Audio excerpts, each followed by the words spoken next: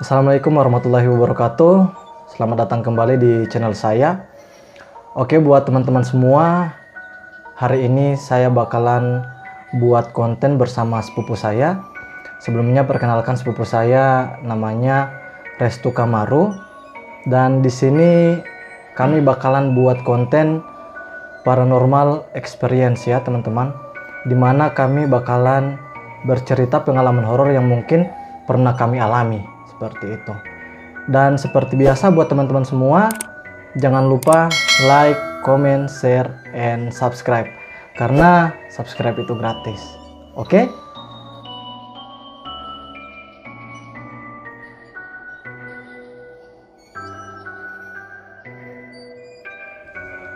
Oke teman-teman, torang semua mulai saja untuk cerita horor yang pernah torang alami. Jadi torang semua mulai saja supaya tidak memakan waktu, sedangkan waktu makan so lewat. Oke. Sebelum itu torang mau kasih mati dulu lampu supaya agak sedikit menantang. Oke, kasih mati dulu lampu.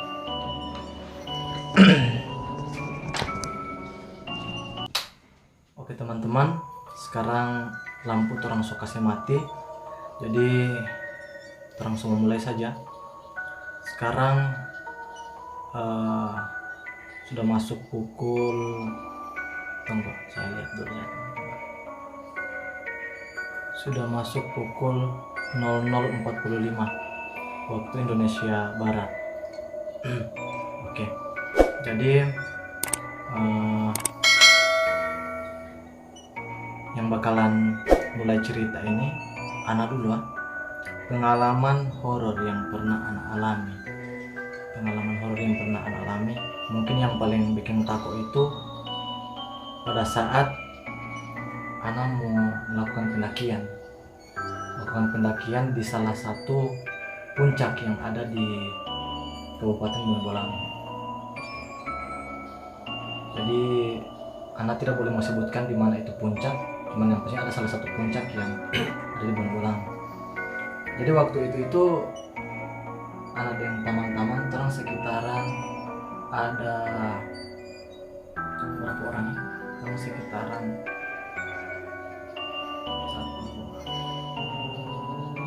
ada 4 laki-laki, sekitar 4 laki-laki dengan 3 perempuan. Jadi terang 4 laki-laki, 3 perempuan, jadi terang total 7 orang.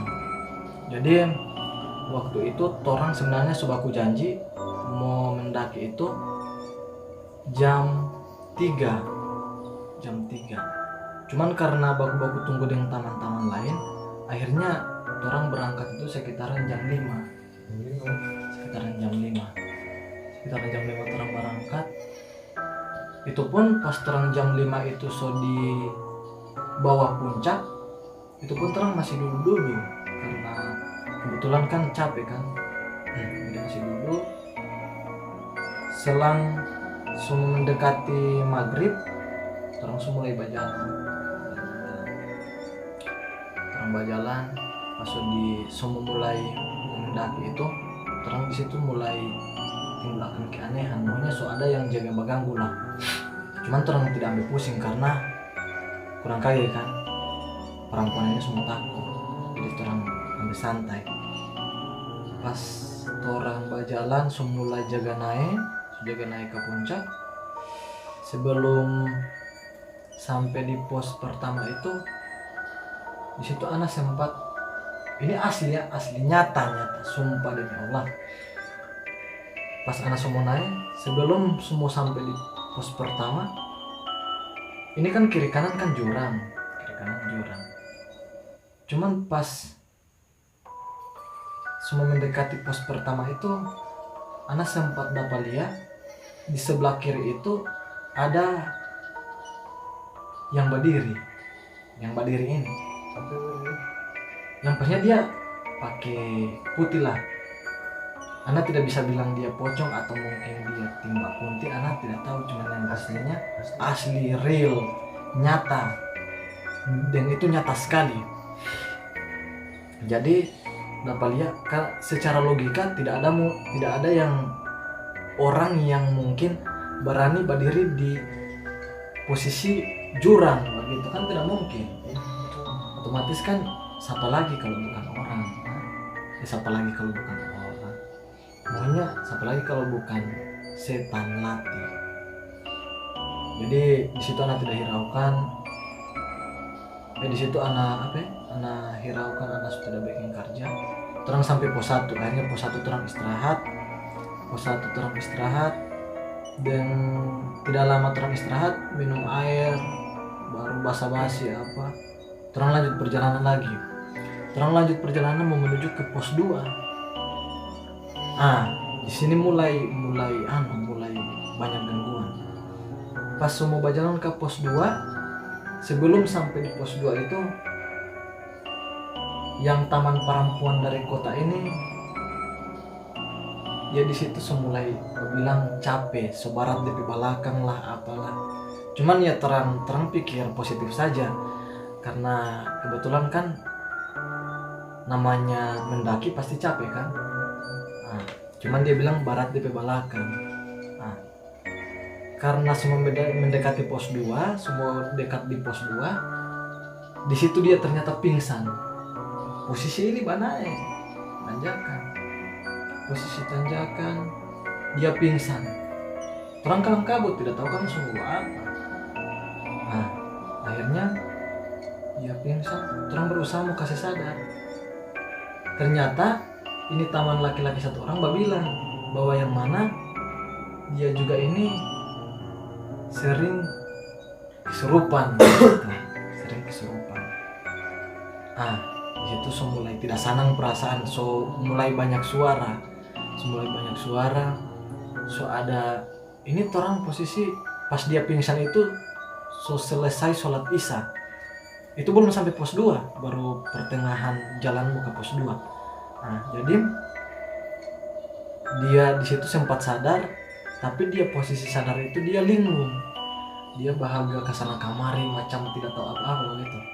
Cuman yang sempat dia bilang pada waktu itu, dia bilang ada yang mau dekat pas saya. Itu dia bilang ada yang mau dekat pas saya. Itu dulu. Jadi dia bilang ada yang mau dekat pas saya. Pas dia bilang ada yang mau dekat pas saya, posisi saat anak raba DP ujung kaki dan DP ujung tangan dingin sekali, asli dingin sekali. Di situ orang memang tambah karena untuk menghindar supaya dia ini tidak mau kesurupan, akhirnya orang bilang duduk kamari.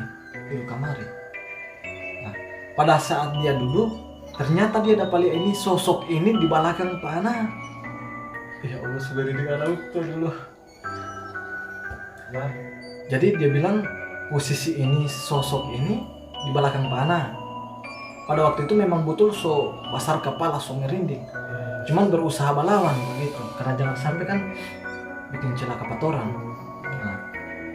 Cuman ya maunya pas apa lagi mau mintakan tolong ini di tengah hutan lagi nih. Terpaksa baca doa apa. Tidak minta pulang. Dia minta pulang.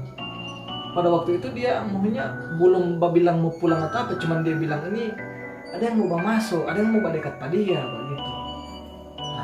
Baru tiba-tiba masuk baca doa. Akhirnya dia selalu bilang suka muntah. Di situ anak selalu lega, karena dia bilang suka muntah itu berarti biasa kalau orang macam kesurupan kalau semua muntah berarti energi negatif itu semua keluar gitu. Jadi semua muntah. Setelah dia biasa, istilahnya sadar total, dia bilang susu kamu pulang. Kau ini kan sejauh perjalanan. Kamu pulang. Akhirnya terang baku tolak tuh. Sampai mau kasih antar pada dia, yang mau antar pada dia mau turun ke bawah siapa? Ada yang mau antar, tapi tidak bisa jamin kalau mau naik kamar ulang karena posisi ini malam. Torang buju dia, torang rayu dia supaya tidak mau pulang, tetap mau sama-sama karena rugi kan perjalanan dari bawah. Pas ini semua dekat pos 2, kong dia bilang mau turun kan, jadi tapi tong cerita tapi ngana pas kan ngana naik itu ngana cerita pas di perjalanan atau nanti sudah di belum ana bicara apa yang terjadi pada anak pertama, belum ana bilang. oh iya perasaan Jangan sampai kan dia mau betul. tambah takut. Nah, jadi sudah orang rayu, akhirnya dia oke, setuju, tetap mau lanjut perjalanan begitu, tetap melanjut perjalanan. Nah, sampai di pos 2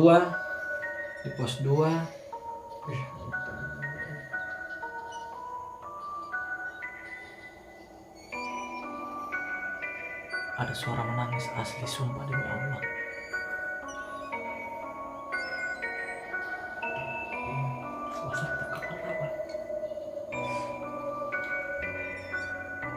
anjir Sumpah demi Allah, lillahi ta'ala, demi Allah, ada suara menangis. Ini bukan akal-akal, sumpah demi Allah, saya bawa nama Allah. Oke ya, jadi lanjut ah. dengar Kamu udah dengar? Sudah tidur sedikit ya. Oke, jadi pas terus lanjut pos 2, rencana mau barekam cuman tidak sempat barekam pada saat itu. Nah, jadi terang lanjut pos 2 terang istirahat rabu-rabu, terang duduk santai. Nah, kong sampai pos 3 lagi. Pos 3 di situ terang tidak ada lagi yang mengganggu. Tidak ada yang mengganggu. Intinya sudah terang lancar perjalanan. Nah, sampai di atas akhirnya senang, happy karena orang capek dari bawah itu terbayar dengan keindahan ini, keindahan Bone Bolango, keindahan Provinsi Gorontalo, khususnya pemandangan Bone Bolango. Nah, jadi orang selesai, orang basa-basi lagi, orang di situ menyanyi, bercerita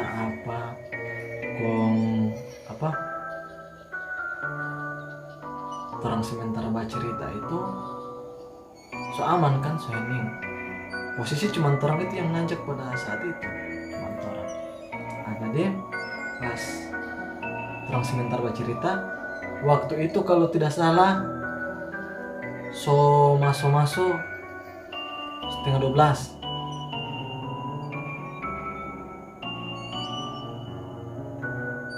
Nah, jadi itu masuk setengah 12. Iya, kalau tidak salah antara setengah 12 atau jam 12. Nah, jadi terang sebentar bercerita terang jawano dari arah jurang nyata real ada suara menangis, perempuan menangis. Nah, perempuan menangis. Anak pikir kalau cuma anak sendiri yang dapat dengar ini, ternyata anak petaman juga dapat dengar. Nah, terang tak diam.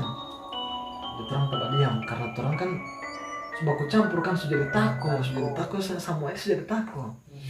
Nah, akhirnya salah satu anak pertama itu bercerita kamari, yang memang orang situ, dia cerita kamari bahwa yang mana pada saat dorang mau buka itu jalan lo puncak itu memang dorang banyak gangguan, terutama itu suara perempuan itu. Nah, itu suara perempuan yang memang mengganggu pada orang mau buka jalan. Nah, jadi pas orang dengar itu, jadi orang langsung bersiap-siap untuk orang istirahat. Jadi orang tidak lagi bercerita, terus tidak lagi menyanyi atau apa, karena takutnya orang ini kan datang pada orang ke rumah, ibaratnya orang ini datang ke orang ke rumah, kalau orang baribut kan otomatis tuan rumah ini marah. Jadi orang sudah aman, yang perempuan orang suruh istirahat, kalau orang yang laki-laki atur tempat tidur. Kebetulan orang bawa hemok, jadi orang sudah istirahat hemok. Dan ya sampai pagi akhirnya tenang, selesai. Cuman alhamdulillah sekarang kalau macam orang mau mendaki, alhamdulillah sekarang itu tidak ada lagi itu gangguan-gangguan, alhamdulillah tidak ada. Dan jujur mungkin menurut teman-teman ini bu akal-akal atau mungkin ini bu settingan di dorang ini supaya terang takut. Cuman saya berani sumpah bahwa nama Allah, sumpah lillahi ta'ala demi Allah, bahwa yang mana ini memang betul-betul pernah terjadi Pak. Nah, kalaupun teman-teman tidak percaya, kalaupun teman-teman berpikir ini cuman omong kosong atau cuman settingan, mari Jo sama-sama Tidak Iko dan Ana mau mendaki di puncak itu. Kalaupun teman-teman penasaran, mari Jo sama-sama terang mendaki ke puncak itu. Kong ajak kamari taman perempuan yang mungkin biasa kesurupan atau mungkin yang indigo lah begitu, supaya teman-teman bisa percaya ini asli atau cuman akal-akal begitu. Itu cerita dari saya ya. Dan berikut pengalaman horor yang anak sepupu semua cerita karena yang mungkin pernah terjadi pada dia gitu.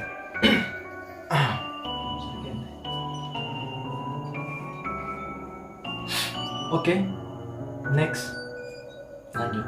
Kalau anak punya baru-baru ini sih kebetulan dapat tugas pengantaran luar kota, tepatnya itu di Purwato,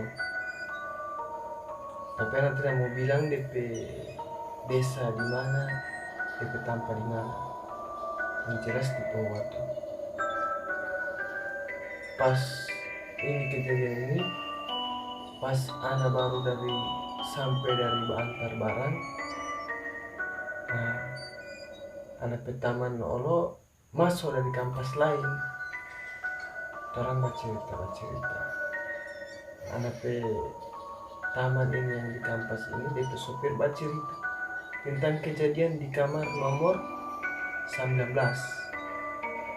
Ini asli wallahi, ini di penginapan tua yang di Purwato. Penginapan tua asli marinya anak penginapan pokoknya. Baru waktu itu sopir ini bercerita yang mana kejadian pas di kamar nomor 19 itu dia dapat dengar orang kayak mangaung begitu, kayak orang gimana yang mau bilang mataria tidak, mau bilang pokoknya kayak orang mau mataria sekali begitu. Mengerti orang pataria dalam kamar mandi ini bagaimana? Bagaimana ada pesuara Kayak begitu. Bapantul ada pesuara. Nah, dia cari-cari ini suara. Tapi kan tidak tahu pusing dia, karena orang belum dapat rasa atau orang belum terlihat orang kan. Dan ini ya, memang itu penginapan tua, memang itu resiko orang penginapan tua, itu resiko penginapan tua. Baru anak sopir itu yang nonton sopir dan sempat nginap di kamar semua situ. Dia cek ini kamar mandi ini, dia lihat ke sana tidak ada orang. Asli wallahi ini sopir ini yang bercerita sama itu Pak Anak, karena bawa nama Allah ini di atas sumpah. Dan ini terjadi Pak Anak. Kalau mau bilang settingan silakan cek di sana. Wani coba menginap di sana. Baru pas waktu itu dia hobain di kamar mandi, dia cek di kamar mandi tidak ada itu. Dari itu orang itu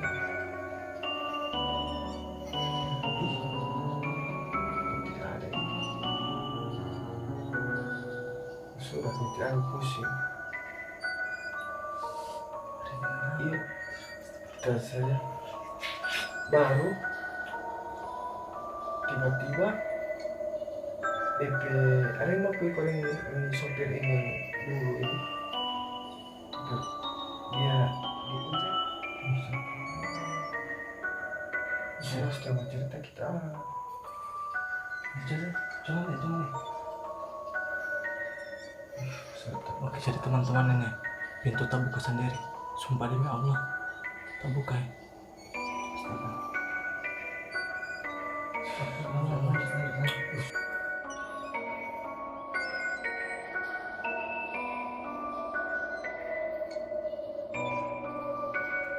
Oke, jadi teman-teman, karena jujur sumpah demi Allah sudah sanang ini hati jadi mending semua kasih selesai juga. Hah? Selesai juga. Oh iya. Oke, jadi buat teman-teman tolong bantu kembangkan ini channel lah. Jangan lupa like, comment, share, and subscribe buat video ini. Nanti tunggu juga orang video-video selanjutnya. Cuman itu dulu video dari orang. Terima kasih. Assalamualaikum warahmatullahi wabarakatuh.